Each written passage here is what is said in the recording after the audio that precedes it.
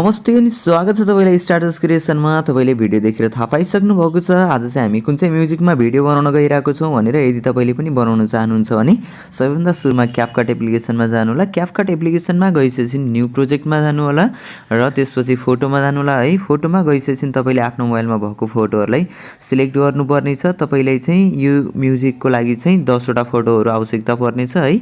आफ्नो मोबाइलमा भएको 10 वटा फोटोहरु सिलेक्ट गरेर एड बटनमा क्लिक गर्नु होला। एड बटनमा क्लिक गरिसकेपछि तपाईले सबैभन्दा सुरुमा फर्म्याटलाई क्लिक गर्नु होला। त्यसपछि 16:9 को रेशियो चुज गर्नु होला र इमेजमा क्लिक गर्नुस्। थोरै राइट साइडमा सार्नुस् है। अनि त्यसपछि तपाईले एडिटमा गएर एडिटमा जानु होला। त्यसपछि रोटेटमा जानुस् है।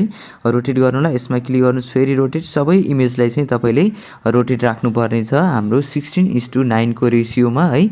यसरी तपाईले सबै इमेजलाई चाहिँ एडिटमा गएर रोटेट गर्दै जानु पर्ने छ। थोरै साइडमा सारौँ एडिट र लास्टमा आउनु होला। लास्टमा गइसकेपछि तपाईले इन्डिङ अप्सनमा जानु होला र वाटरमार्कलाई डिलिट गर्नु होला। अब चाहिँ हाम्रो सबै इमेजहरु रोटेट भइसकेको छ। यसको लागि तपाई स्टार्टिङमा जानुस् र थोरै ब्याक गर्नुस् है। ब्याक गरिसकेपछि तपाईले अब म्युजिक एड गर्नुपर्ने छ। एड अडियोमा जानुस्। त्यसपछि एक्सट्र्याक्टेडमा क्लिक गर्नुस् र आफ्नो मोबाइलमा भएको म्युजिकलाई तपाईले यसमा इम्पोर्ट गर्नुपर्ने छ है। मैले चाहिँ यसमा इम्पोर्ट गरिम र अब चाहिँ हामीले यसलाई बिट मिलाउनु पर्ने छ। मैले चाहिँ साउन्ड चाहिँ म्युट राख्ने छु है। किन भन्दाखेरि मेरो यसमा चाहिँ कपिराइट क्लेमहरु आउन सक्छ र मैले चाहिँ यसको ड्युरेसनहरु चाहिँ नोट गरेर राखेको छु है। तपाईले चाहिँ म्युट नगर्दा नि हुन्छ है। अब चाहिँ हामीले सबैभन्दा सुरुमा इमेजको ड्युरेसन मिलाउन तर्फ लाग्ने छौं। यदि तपाईले पनि म्युजिकहरु डाउनलोड गर्नुपर्ने छ भने चाहिँ तपाईले डिस्क्रिप्सनबाट चाहिँ म्युजिक डाउनलोड गर्न सक्नुहुन्छ र यदि कुनै पनि तपाईलाई समस्या आइराको छ भने तपाईले फेसबुकको लिंक पनि तल भेट्न सक्नुहुन्छ।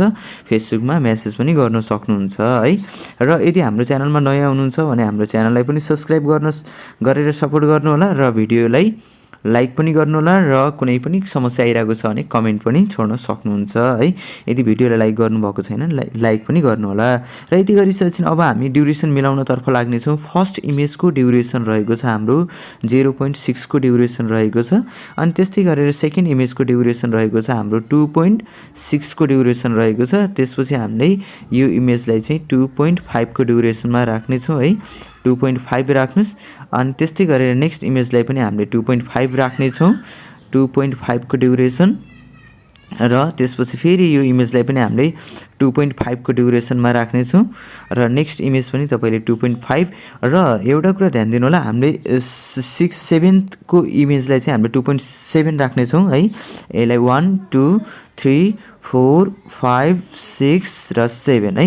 यो चाहिँ हामीले 2.5 राखेको थियौं भने यसलाई चाहिँ अब हामी के गर्ने छौं 2.6 राख्ने छौं र बाँकी इमेजलाई चाहिँ अब हामीले 2.5 मा एडजस्ट गर्ने छौं र फेरि यसलाई पनि हामीले 2.5 मा एडजस्ट गरिसकेपछि अब एउटा लास्टको इमेज रहेको यसको ड्युरेसन 2.5 है। लास्टको इमेजको ड्युरेसन राख्ने छौं हामीले 0.9 को ड्युरेसन राख्ने छौं है।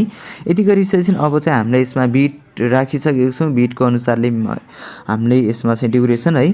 अब यसको लागि चाहिँ तपाईले के गर्नुपर्ने हुन्छ एनिमेसन राख्नुपर्ने हुन्छ। इमेजको लागि चाहिँ इमेजमा क्लिक गर्नुस् र फर्स्ट मा जानुस् एनिमेसनमा। त्यसपछि एनिमेसनमा गइसकेपछि तपाईले एउटा कम्बो इफेक्टमा जानु होला है।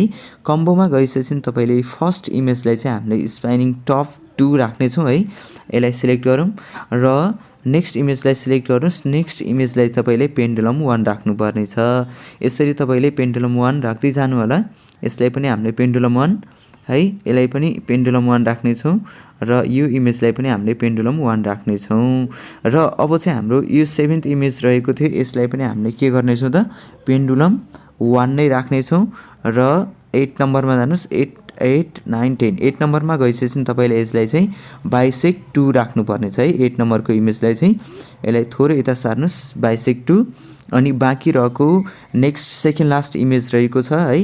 अब हामीले सेकेन्ड लास्ट इमेजलाई चाहिँ इन एनिमेसनमा जाने छौं र इन एनिमेसनमा गइसकेपछि तपाईले यहाँनिर रक होरिजेन्टल भन्ने भेट्न सक्नुहुन्छ। यसको ड्युरेसन पनि फुल बनाइदिनु होला र लास्टको इमेजको लागि फेरि हामी के गर्ने छौं त कम्बोमा गइसकेपछि तपाईले यसको लागि चाहिँ पेन्डुलम 1 राख्नु पर्ने छ। यति गरिसकेपछि हामीले यसमा इफेक्ट राखिसकेको छौं एनिमेसन। अब चाहिँ इफेक्ट राख्न तर्फ लाग्ने छौं। फर्स्ट इमेज र सेकेन्ड इमेजको बीचमा आउनु होला र थोरै ब्याक गर्नु होला। इफेक्टमा इफेक्ट राख्नको लागि तपाईले फेरि यो इफेक्ट भनेको चाहिँ हाम्रो म्युजिक इफेक्टको लागि हो। तपाईले यसलाई चाहिँ युज नगर्नु होला है। हामीले भिडियो इफेक्ट राख्ने हो। त्यसको लागि ब्याक आउनुस् र इफेक्टमा जानुस्। इफेक्टमा गएर भिडियो इफेक्टमा जानु होला। भिडियो इफेक्टमा गइसकेपछि तपाईले थोरै साइडमा सार्नुस्। यसलाई पनि मोडमा जानुस् है। मोडमा गइसकेपछि तपाईले मेटर इफेक्ट भेट्न सक्नुहुन्छ। यसमा क्लिक गर्नुस्। अब यो मेटर इफेक्टको ड्युरेसन यहाँसम्म रहेको छ। यसलाई कपी गरौँ है। यसको ड्युरेसन चाहिँ हाम्रो 2.5 रहेको थियो। यसलाई पनि हामी कपी गर्नेछौँ र यसको ड्युरेसन पनि मिलाउनतर्फ लाग्नेछौँ है। यदि तपाईले ड्युरेसन मिलेको छैन भने फेरि मिलाउनु पर्नेछ। यसलाई सिलेक्ट गरौँ र यसको ड्युरेसन पनि हाम्रो यहाँसम्म रहेको थियो। यसलाई पनि कपी गर्नुस् र यसको ड्युरेसन पनि मिलाउनु पर्नेछ तपाईले।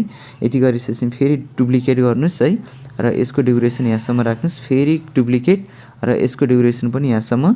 हामीले यसरी डुप्लिकेट गर्दै राख्दै जानु होला। तपाईले चाहिँ कुनै पनि समस्या आइरहेको छ भने तपाईले कमेन्ट बक्समा कमेन्ट गर्न सक्नुहुन्छ है। ल हामीले चाहिँ सबै इमेजमा चाहिँ इफेक्ट राखिसकेको छौँ। अब चाहिँ तपाईले यदि फर्स्ट इमेजमा पनि इफेक्ट राख्न चाहनुहुन्छ भने भिडियो इफेक्टमा जानुस्। मैले चाहिँ यसमा राख्ने भनेको स्पार्क 2 हो है। यदि तपाईले कुनै पनि अरू इफेक्टहरू मन पर्छ भने अरू इफेक्ट पनि युज गर्न पाउनुहुन्छ। मैले चाहिँ स्पार्क 2 राख्यौँ र ओके। यसको ड्युरेसन चाहिँ हाम्रो 0.6 रहेको थियो। हामी 0.6 सम्म मात्रै राख्नेछौँ र फेरि भिडियो इफेक्टमा जानेछौँ। भिडियो इफेक्टमा गइसकेपछि तपाईले फ्रेममा जानु होला। फ्रेममा गइसकेपछि एउटा लिड इफेक्ट भन्ने भेट्न सक्नुहुन्छ है। लिड इफेक्टमा जानु होला। लिड इफेक्टमा गइसकेपछि हामीले यसलाई चाहिँ सबै ड्युरेसनहरु सबै इमेजसम्म राख्नेछौँ है। ड्युरेसन भन्नाले पनि यसको ड्युरेसन चाहिँ बढाइदिनेछौँ हामी है। यति भइसकेपछि अब तपाईले यसलाई चाहिँ सेभ गर्नुपर्नेछ। सेभको लागि चाहिँ माथि अप्सन दिएको छ, त्यसमा क्लिक गर्नु होला। क्लिक गरिसकेपछि हामीले फेरि यसलाई चाहिँ रिअपलोड गर्नेछौँ। किन भन्दाखेरि टिकटकको रेसियो भनेको 9:16 को रेसियो हुन्छ। त्यो भएको कारणले हामीले यसलाई अहिले चाहिँ 16:9 को रेसियोमा सेभ गर्नेछौँ है। तपाईलाई चाहिँ यो भिडियो के कस्तो लाग्यो त्यस्तै प्रतिक्रिया दिन चाहिँ नबिर्सिनु होला। यदि भिडियोलाई लाइक गर्नुभएको छैन भने भिडियोलाई पनि लाइक गर्नु होला र हाम्रो च्यानललाई सब्स्क्राइब गर्नुभएको छैन भने हाम्रो च्यानललाई पनि सब्स्क्राइब गरेर सपोर्ट गर्नु होला। र यति गरिसकेपछि हामीले डनमा क्लिक गर्नेछौँ र फेरि न्यू प्रोजेक्टमा जानेछौँ। भिडियोमा जानेछौँ। भिडियोमा गइसकेपछि जुन भिडियो हामीले सेभ गरेका थियौँ त्यसलाई फेरि यसमा रिअपलोड गर्नेछौँ। रिअपलोड गरिसकेपछि सबैभन्दा सुरुमा अघि नै हामीले राइट साइडबाट लेफ्ट साइडमा सारेको थियौँ त्यस्तै गर्नु होला। अनि फर्मेटलाई जानु होला। फर्मेटमा अनि यसमा चाहिँ हाम्रो 9:16 को रेसियो अनि भिडियोमा क्लिक गर्नुस् र फेरि तपाईले राइट साइडबाट लेफ्ट साइडमा सार्नुस्। एडिट भन्ने अप्सन भेट्न सक्नुहुन्छ र रोटेट गर्नुस्। फेरि रोटेट गर्नुस्। यो इमेज चाहिँ हाम्रो 9:16 को रेसियोमा आउनेछ। त्यसपछि लास्टमा जानु होला। एन्डिङमा जानुस् र यसलाई डिलिट गर्नुस्। डिलिट गरिसकेपछि अब चाहिँ हामीले यसलाई फेरि सेभ गर्नुपर्नेछ। अब यति गरिसकेपछि हामीले चाहिँ टिकटकमा अपलोड गर्न सक्नेछौँ है। यदि तपाईलाई कुनै पनि समस्या छ भने चाहिँ कमेन्ट बक्समा कमेन्ट गर्नु होला र च्यानललाई सब्स्क्राइब पनि गर्न चाहिँ नबिर्सिनु होला।